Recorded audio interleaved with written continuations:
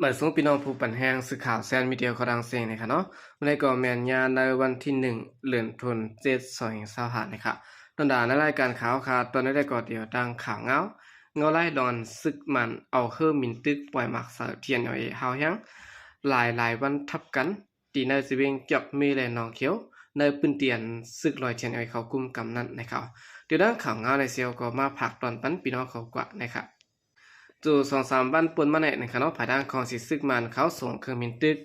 ปล่อยหมากสะนาวิงจอกเมและหนองเขียวหาวแห้งนะครับเมื่อวันที่20ก่อนเดือนธันวาคม25ป่นมาในภายด้านซึกมันเอาเฮือมินเกียดไฟตะปล่อยหมากลงแสนหาปากป่อง2ลูกปล่อยสะติหิมเกียงกำปอซาไตในกลางเวียงจอกเมอันซึกประลองเทียนเอาเอกเขากุมกำนั้นสิแหละเฮ็ดให้มีคนบาดเจ็บรูซ้ำเสียมกาเตือนยาสิมเกียงและเฮินเยหิมหอมนั้นไหลลูกก่อยกว่าตั้งน้ำนะครับ ในวันที่29เดือนธันวาคม25หาปนมาในตอนข้าวยามไว้วัน2:30นั้นซึกมันเอาเฮือมินเข้ามาปล่อยหมากลงใส่ในปอกไม้หนึ่งตีลุ่มเก่าปี34อันมีภายทางจานเกียววิหารหลงกำปอจะไต้อำนั้นกุมในพื้นที่เขาว่าเกียวภาพวัดอันมีกลางเวียงจอกแม่นั้น2ลูกนะครับย้อนเบอร์เฮือมินซึ่งมันว่าปล่อยหมากใส่และเฮ็ดให้เตืองยาเกียงสิมและดังเฮินเยอันมีที่หิมหอมซื่อนั้น เลยมีลองลูกไกวดังนำเสสังขาเจ้าเขาได้ก็อัมมีลองมาเจ็บสังสิตะกวยกะกวนขึ้นได้ก็อันมีดีหิมแก้วกำปอจาดได้เลยมีก้นมาเจ็บอัมยอมหาก็นั้นได้ฮู้ว่าเป็นผู้ชาย2ก็และผู้หญิง3ก็เสจุ่มผายปริตะนำโค้งเวียงจากเมไหลกว่าใจแถมก้นมาเจ็บตั้งหมดส่งกว่ายุดยาตัวไว้นะครับเนื้อข่าวอันกำแถมของสิซึ่งมันเขาเตรียมต่างเนื้อทะเลแกมแต่เป็นภาวะย้อนตับซึกประลองเทียนเอาเอเขา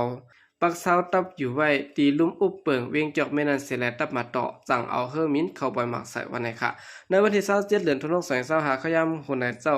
12:30 นนั้นก็ซึกมันเอาเฮอร์มิน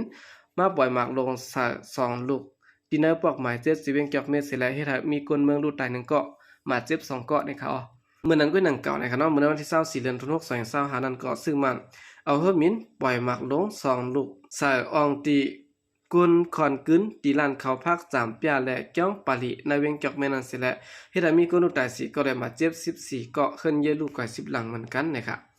หรือสิในก้วยมกะในวันเดียวกันนั้นก้วยหนังเก่าข้าวยามกลางค่ำในไลฮูว่าซึ่งมันเอาเฮอร์มินแก๊สไฟตะมาปล่อยหมากตีในเวียงจอกแม่จึงไต้ปะทองอันซึกประลองเทียนเอาเอกกุมกำไว้นั้นแทง3ปอกในเขาในวันที่29เดือนธันวาคม25ตอนข้าวยามกลางค่ำแต่ข้าวยาม 8:40 นต่อพอถึงข้าวยามกลางค่ำ10 โมงไปนะครับเฮอร์มินซึกมาเขามาปั่นเรียบเหนือเวียงจอกแม่3ปอกเสร็จแล้วเอาหมากลงมาปล่อยใส่แทงละลายลูกนะครับเกี่ยวลองในเสียก้นเวียงจอกแม่ก่อน1ลัดเนี่ยว่าเฮอร์มินซึ่งมันกำมาปั่นเรียบอยู่หมอก 3-4 ปอกนะครับถึงแม้ข้าวยามกลางค่ำ 8:38 นและ 8:40 น 8:56 นในเขาปล่อยลูกมันทับกัน3กำเนี่ยเขาปล่อยทับกัน3ลูกค่ะเนาะถึงแม้เขาย่ำกลางคำบอก10 โมงในก็มาปล่อยใส่แทง2ลูกค่ะแต่เป็นเจอตองดาวและยินแคนเยกุ้งเจอในเขาลองตุ้มเตอร์และลองดูซุ่มนั่นได้ก็ย้อนว่ารับสิ่งใดอำได้หูจอมลายหูย่อยมันนะครับ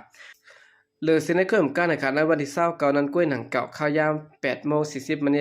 เพื่อมินซึ่งมันเข้ามาปล่อยหมากลงสตีปังปอกก็ปอกเซ็ตกุ้งตับอำยอกตองเนาน่าจะเป็นจอกแม่แทงลายลูกเสละเฮ็ดให้ตีอยู่ตันเสาเฮินเยไหลลูกแล้วก็ซ้อมตั้งน้ำนะครับด้วยการลองตุ้มเติมมาเจ็บแดมมีนะครับเนาะเอาคันนี้ก็เป็นซึ่งมันนะครับส่งเครื่องวินตึกเสร็จแล้วเมื่อปล่อยปากสัตว์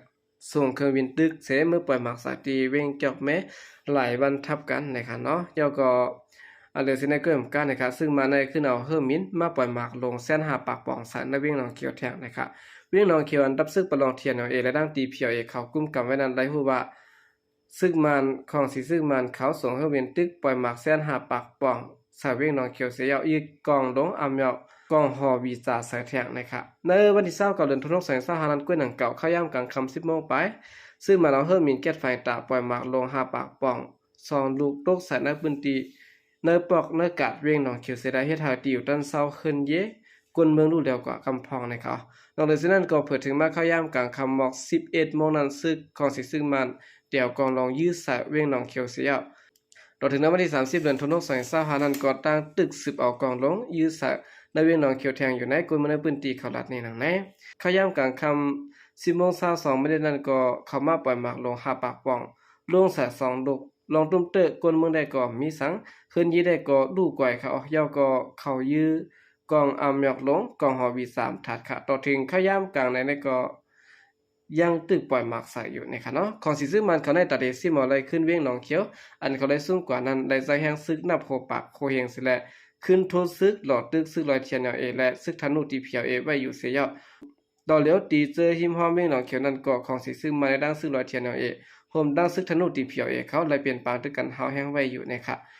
ในวันเหลียวกันนั้นกล้วยหนังเก่าที่วันนองออเลวันมาคินูอันมีหิมเวียงหนองเขียวนั้นเลยฮู้ว่าของสิซึกมาในด้านเทียนเปลี่ยนปางตึกกันเฮาแห้งนะคะยัดโดยบางตึกจำเวียงหนองเขียวและเฮ็ดให้ก้นเมือง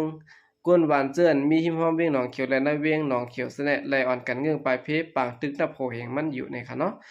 อาการได้ก็เป็นรายได้สร้างภายทางของสิซึกมานะคะเนาะส่งเครื่องบินตึกเสร็จแล้วเมื่อปล่อยหมักสะเวียงจอกมีและเวียงหนองเขียวขาวแห้งนะคะสืบสินเอาข่าวขึ้นมาถ่อมด้วยข่าวเงาเกี่ยวกับไปลองไพ่ไม้ตีห้องขังน้ำมันจากและขึ้น3หลังได้รู้แล้วตีเวียงผากันนะครับในวันที่30เดือนธันวาคม2025เข้ายามกลางใน10โมงนั้นไพ่ไม้ตีห้องขังโกตองน้ำมันจากและขึ้นเย่3หลังตีเป้าหมาย3วันเสกหมูตีเวียงผากันได้รู้แล้วกว่านะครับกวนมนปืนตีก็ดึงลายก่อยดังสื่อข่าวเตอร์74มีดีว่าไพ่แต่ไม้ตีห้องขังน้ำมันจากไข่กี่สินสิแลไม่ล่ำกว่าป้าเคินหิมหอมนั่นแทง3หลังค่ะไพ่ก็ลูกไม้แห้งนะคะกุนมนปืนตีเขาแลไผ่แค่ไพ่เขาไล่ซอยกันโคตรไพ่ย้อนสั่งแลไพ่แต่ไม่อันวันได้ก่อนไปในหูจ้อมเนี่ยค่ะมันใจขึ้นสืบรัดแทงว่าไล่เจอแห้งน้ำมันเตะๆบ่าๆเสร็จแล้วโคตรก่อนค่ะไพ่สั่งหมดเขาตัวหนังมือไพ่ไม่ได้ผลนั่งโต๊ะอยู่เขาลองดูซุ่มได้ก็เต็มมีนำอยู่ค่ะว่าไหน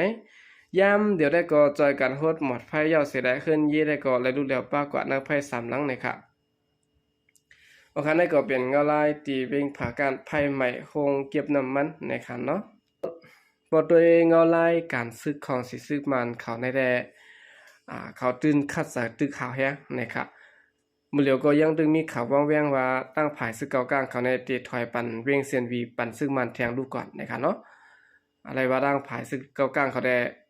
กำเลื่อนสุดมาเขาเตะไล่อุบเปิงได้ขึ้นเนิบนาทีอุเปิงเขาเหมือนหนังตีเหล่ากายและกุ้งแกงอำนันกุ้งจ้างเสื้อในกล้วยคือนะครับเนาะอำนันก็เลยอุเปิงขึ้นนาทีเก่าเขาเสื้อนันกล้วยคือก็จ้างเป็นไรนะครับ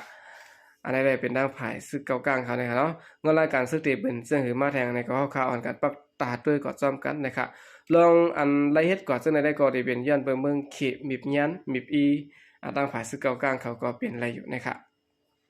โอเคกำเนิดสุดในก่อนยินจมนับยองกูมันถึงพี่น้องผู้กำแถมปัญหาเขาดังเสียงอยู่เขายินจมนับยองอย่างนำเสข่าวใจก็เรียกมาส่งข่าว